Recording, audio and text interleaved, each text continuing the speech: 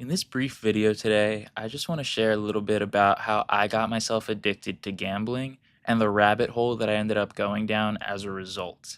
I'm telling you this because I want you to avoid making the same mistake with your life that I made with mine. My name is Rob and I'm a recovering gambling addict, and I made my last bet November the 12th of 2022. Now I create videos like this because for a really long time, I had no idea how to stop myself from placing that next bet. It all started for me when I was 18 years old, and I started doing daily fantasy sports contests. I grew up near Philadelphia, and if you know anything about the city, we love our sports teams here. So every family event, every time I hung out with friends, it was centered around a game. Our hangouts would start at 7 because that's when the Sixers tipped off. Family dinners, or family lunches rather, would start at 1 p.m. when the Eagles game kicked off. It was natural to be obsessed with sports. So when I was 18 and I found out that I could bet on them with daily fantasy contests, it was a no-brainer. I was always going to end up doing it. And this idea that you could make money doing the thing that you love to do, that's what we all aspire to, right? In some way. But for me, it was watching sports and it was gambling on them. Very quickly, that wasn't satisfying enough, and I found myself placing regular sports bets. That was with a bookie, with offshore sites, and I was going into debt almost instantly. I couldn't stop myself. And it was weird to me because everyone else in my life seemed to be able to watch sports or have a bet on the game, and it was normal for them. It wasn't too much, it wasn't going overboard. But for me, once I started, I couldn't conceptualize stopping. If I won, I wanted to feel that way again because I felt great. And if I lost, well, I can't lose. I have to go and get that back right away. I couldn't accept defeat. And I don't know what the cause was. Maybe I was overly competitive in my childhood. Maybe I was, you know, really depressed or sad about who I was or the direction my life was heading. I still don't really know the answers to those questions, but those seem like reasonable explanations.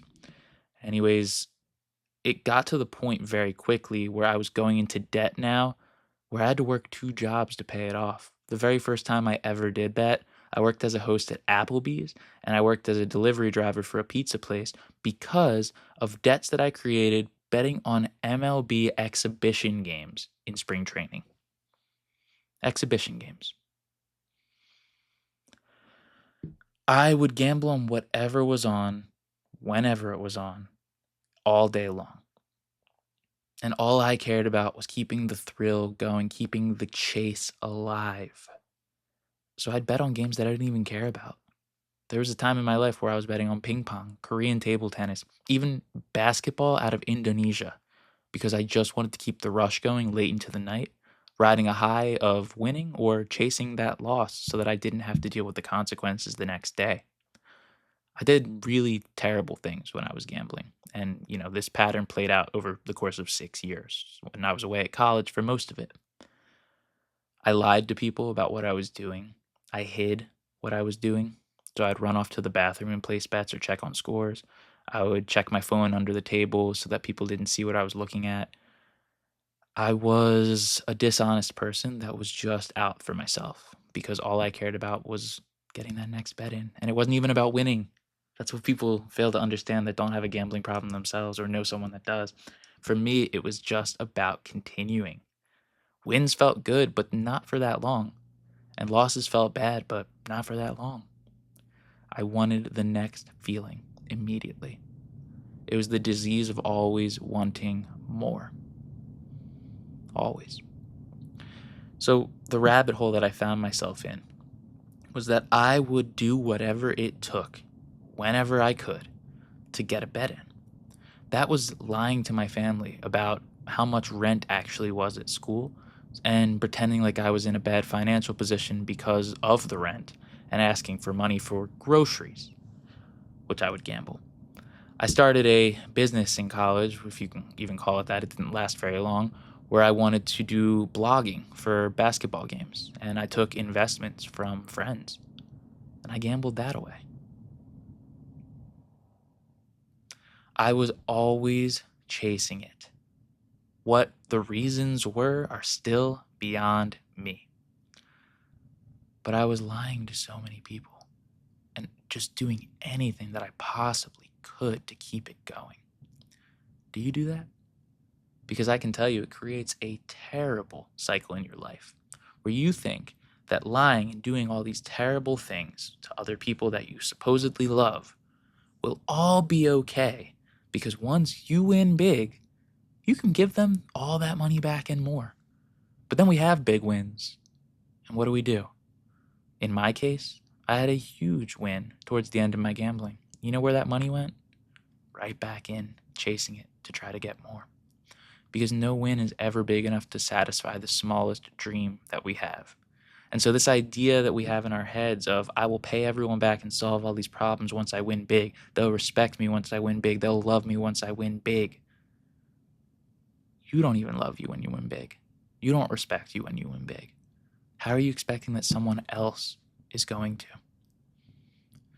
I went down the rabbit hole of believing that I would figure it all out by doing more of what put me into those bad situations to begin with.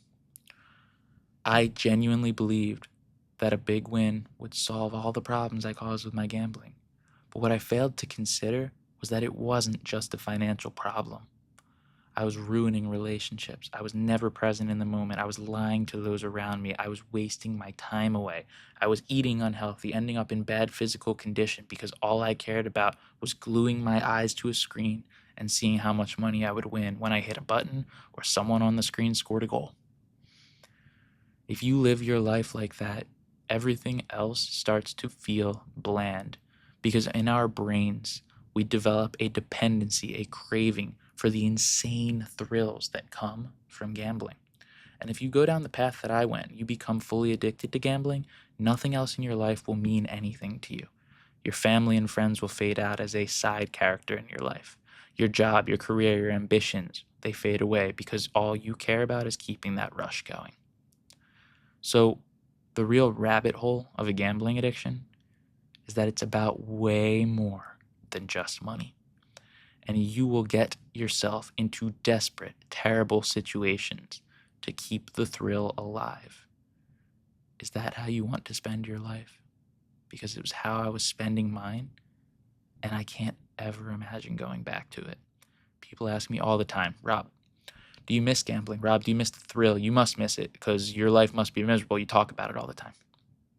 Guys, I talk about how bad things got for me because I genuinely never want to see someone go through the same situation as me.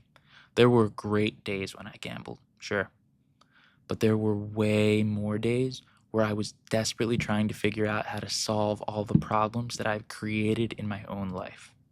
If you're constantly cleaning up the mess that you've made every single day, one day you're going to wake up and think to yourself, I'd really like to stop cleaning up messes. How can I get that done? You have to stop making the messes. 99% of the problems in my life when I was gambling were caused by myself. I took those problems out of my life and I can deal with what life throws at me.